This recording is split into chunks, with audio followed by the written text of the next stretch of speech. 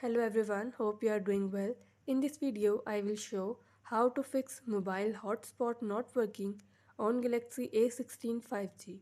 Before starting this video, please subscribe to this channel.